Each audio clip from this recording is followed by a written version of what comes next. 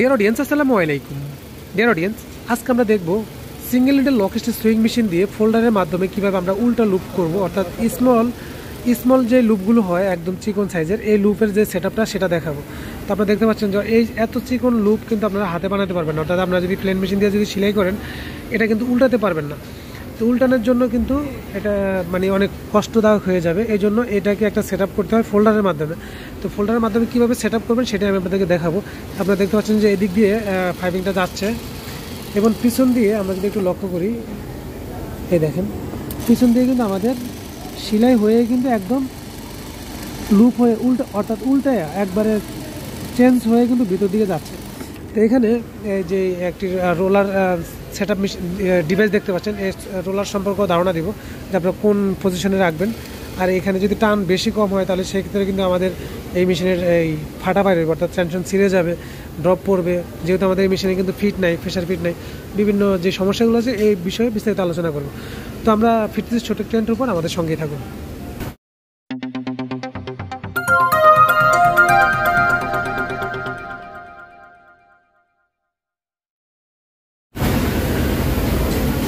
Welcome back. তো dear audience, আমরা আমাদের হাতে একটি ফোল্ডার দেখতে পাচ্ছেন, এটা হচ্ছে আপনার loop folder, small loop folder. এই লুপের ফোল্ডারটা কীভাবে সেট আপ করবেন সেটা দেখাবো এবং এটার কাজটা কীভাবে কাজ করে সেই সম্পর্কে ধারণা দেবো। তো আমরা আগে শুরুতে একটি সিঙ্গেল নিডল লক স্টিচ যথা প্লেন মেশিন আপনারা দেখতে পাচ্ছেন। তো আমাদের এই মেশিনটাকে শুরুতে এখানে যে নিডল প্লেটটা রয়েছে আপনারা সবসময় ব্যবহার চেষ্টা করবেন যে এখানে 14 নম্বর অথবা 16 নম্বর নিডল প্লেট ব্যবহার করার জন্য। বেশি মোটা প্লেট ব্যবহার করলে কিন্তু আমাদের এই মেশিনে ড্রপ পড়া বন্ধ হবে না। তো আমরা এখানে একটি 16 নম্বর নিডল প্লেট ব্যবহার করলাম। এখন এখানে মেশিনের যে ফিডডক সেই ফিডডক কিন্তু আমরা খুলে রেখেছি, আর বাকি সব ঠিক থাকবে। টাইমিংটা একদম হার্ড থাকবে, বেশি একটা গ্যাপও থাকবে না, লুজ থাকবে না, নো টাচ নো গ্যাপে আমাদের টাইমিংটা থাকবে এবং কি স্ট্যান্ডার্ড নিডল বার পজিশন থাকবে, যেটা আমরা সবসময় প্লেন মেশিনে করে থাকি, সেই পজিশনে আমাদের টাইমিংটা থাকবে। তো এখন আমাদেরকে এই মেশিনের যে ফোল্ডার সেট আপের জন্য যে কাজটি করতে হবে আমরা আপনাদেরকে এক এক করে দেখাচ্ছি। আমরা এই ফোল্ডার সম্পর্কে আগে একটু ধারণা দিব আপনাদেরকে। এখান দিয়ে আমাদের যে ফাইভিংটা আছে এই ফাইভিংটা আমাদের এখান দিয়ে যাবে। এখান দিয়ে যদি যায় তাহলে সেক্ষেত্রে আমাদের এই দিক দিয়ে এসে এই যে ভিতরে একটা পিন দেখতে পাচ্ছেন, এটা হচ্ছে আমাদের উল্টা সাইড, অর্থাৎ উল্টানোর জন্য এই পিনটা, এই ফাইভিংটা এখান দিয়ে চলে আসবে, এসে আমাদের এইভাবে বাইর হবে, এই যে ঠিক এইভাবে বাইর হবে, এইভাবে বাইর হবে। এখানে কিন্তু লব চিকন মোটা করা যায়। আমি এখানে এই যে একটি ছিদ্র দেখতে পাচ্ছেন, এই ছিদ্র দিয়ে কিন্তু আমাদের এই নিডলটা নিচে নামবে। যদি এখান দিয়ে একদম গ্যাসায় দেন তাহলে লুপটা আরও চিকন হবে, যদি এদিক দেন তাহলে মোটা হবে। তো বেশি মোটা করতে গেলে আমাদের ফাটা বাইরে হয়, সেক্ষেত্রে আমরা চেষ্টা করবো সবসময় চিকন করার জন্য। তো আমরা শুরুতে আপনাদেরকে এই মেশিনের যে ফোল্ডারের মধ্যে আমরা একটু এই ফাইভিংটা আগে ঢুকিয়ে দিব। তবে এই ফোল্ডারটা যেহেতু স্মল একটি ফোল্ডার, এখানে এই লুপগুলো কিন্তু ফাইভিংগুলো ঢুকাতে একটু কষ্ট হয়ে যায় বা রিটার্ন আনতে কিন্তু কষ্ট হয়ে যায়। তো আমরা এখানে যে কাজটি করবো, শুরুতে একটি ফাইভিং আমরা চিকন করে কেটে নিব যাতে আমাদের বাইর করতে সুবিধা হয়। আমরা কেটে নিলাম। এখন আমরা এটাকে এদিক দিয়ে এভাবে সাধারণ যে ফোল্ডারগুলো যেভাবে ব্যবহার করি আমরা ঠিক এটাও সেভাবে ব্যবহার করব।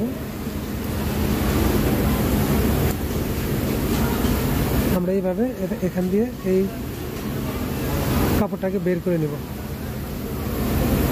অর্থাৎ ফাইভিংটাকে আমরা এভাবে বের করে নেব। এখানে দেখতে পাচ্ছেন এই ফাইভিংটা চলে আসছে, অর্থাৎ ফাইভিংটা এদিকে চলে আসছে, এই যে সামনে চলে আসছে। এটা চাইলে আপনারা রানিং অবস্থা করতে পারবেন। তো আমি এটাকে এখন লাগাবো না, কারণ আপনাদেরকে যে নিডেলের ইটা দেখাইতে হবে, কারণ আমি এটা একটু চিকন করে নিলাম।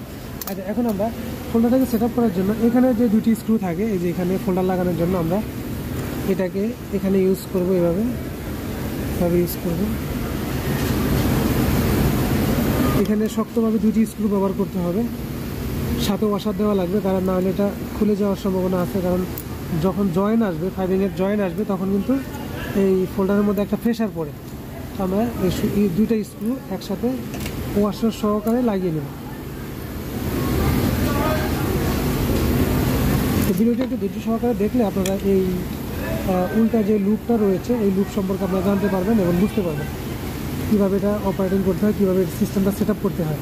তো আমরা এখানে যে কাজটি করবো, একদম স্ক্রু দুটাকে একদম ফুল টাইট দেবো না, হালকা লুজ রাখবো এবং এই অবস্থায় আমরা নিডলটাকে ডাউন করব। নিডলটাকে যখন ডাউন করব আমাদের এই ফোল্ডারের মাঝখান দিয়ে কিন্তু আমাদের নিডলটা নামতেছে, আপনারা দেখতে পাচ্ছেন। এই যে এখানে আমরা যদি এদিকে বেশি দিয়ে দিই তাহলে সেক্ষেত্রে আমাদের এই মাঝখানে যে ইটা রয়েছে এটার মধ্যে বাঁচবে, মাঝখানে যেই 5টা রয়েছে সেই 5-এর মধ্যে বাঁচবে, নিডল ভাঙবে, নিডলের সুতা কাটবে। তো আমাদেরকে এই 5 থেকে আমরা 2.5 mm বা 2 mm গ্যাপ রেখে আমরা স্ক্রুটাকে টাইট করে দিব। ঠিক এই পজিশনে রেখে আমরা স্ক্রুটাকে টাইট করব। আমি এই যে ফাইভিংটাকে টান দিয়ে চিকন করে নিলাম এই জন্য যাতে আপনাদেরকে এই জিনিসটা দেখাইতে পারি। আমরা দুইটি স্ক্রু ফুল টাইট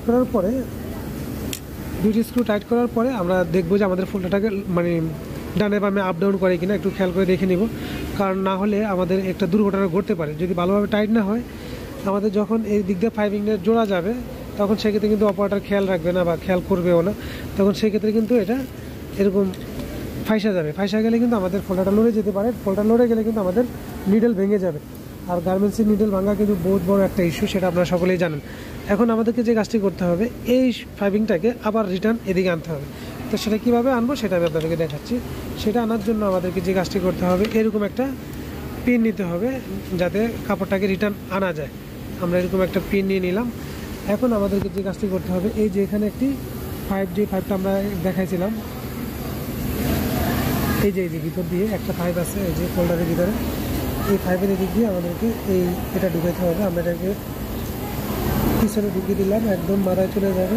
এই যে মাথায় চলে আসলো, এই যে মাথায় আসার পরে এখন আমাদেরকে যে কাজটি করতে হবে পাইপিংয়ের যে মাথাটা আছে এই মাথাটাকে আমরা এটার সাথে লক করে নিই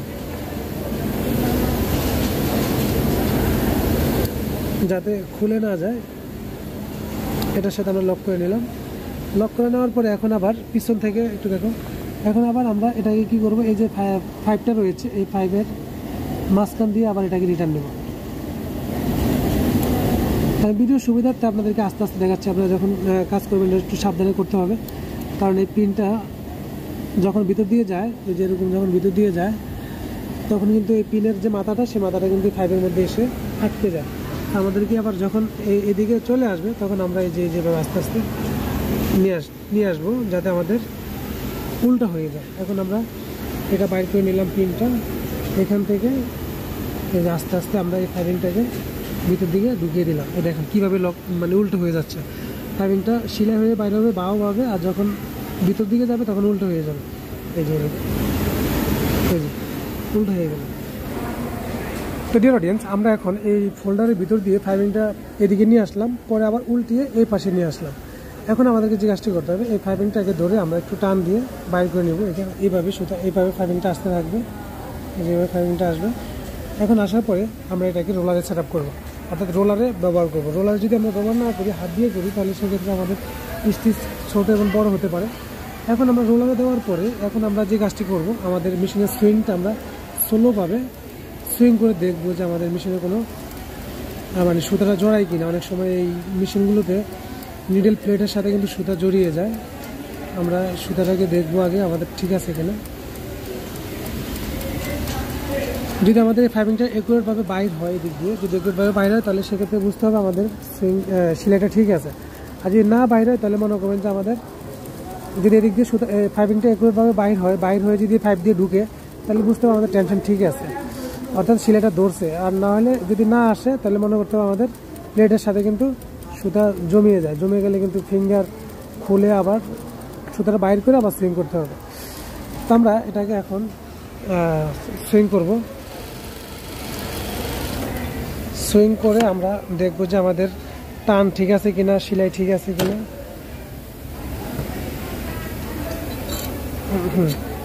আমরা এখানে একটি যে রোলারের এখানে কিন্তু একটি এই যে ড্রেন কাটা আছে যাতে লুপটাকে ধরে রাখে। যে এখানে একটা ড্রেন কাটা আছে, আমরা ড্রেনের মধ্যে দিয়ে দেবো, দিয়ে আমরা এটাকে লক করে দেবো। এখন যদি আমরা সুইং করিয়ে দেখুন, আমাদের যখন লুপটা বাইর হয়ে আসবে তখন আমরা বুঝতে পারবো যে আমাদের লুপটা কী অবস্থায় আছে বা কোনো সমস্যা আছে কিনা, আমরা সেটা টের পাবো।